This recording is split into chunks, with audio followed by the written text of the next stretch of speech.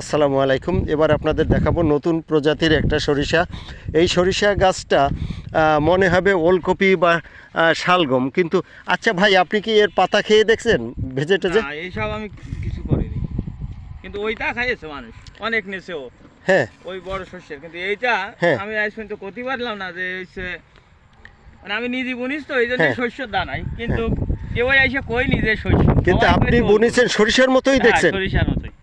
তা আচ্ছা, আপনি একটা কাজ করতে পারেন, আমি আবার এক সময় আসবো আপনার কাছে। আপনি এইটা 20 দিন পরে আসবেন। হ্যাঁ, 20 দিন। পরে এই আসলে- ভাই 20 দিন পরে আসতে বলছে। আপনি এখান থেকে যদি মনে করেন যে বেশি চাপে গাছ আছে, তাহলে 2-4টে গাছ আমাকে দিতে পারেন। আমি এটা একটু টেস্ট করে দেখতাম যে এটা কীভাবে এটা সবজি হিসাবে খাওয়া যায় কিনা। এখন তো সব মারা হয়ে গেছে।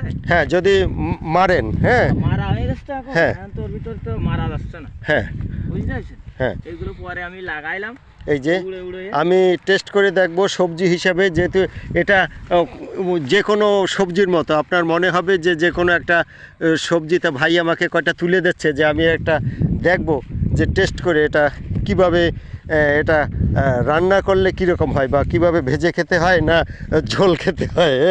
তো ভাইয়ের কাছে আমি চাওয়ার পরে ভাই আমাকে বেশ কয়েকটা দিছে, যথেষ্ট আর লাগবে না। যাই হোক, আমি আবার ইনশাল্লাহ আল্লাহ যদি বাঁচায় রাখে 20 দিন পরে আসবো। ভাই আমাকে জমির থেকে তুলে দিয়েছে, এটাও নাকি এক ধরনের সরিষা।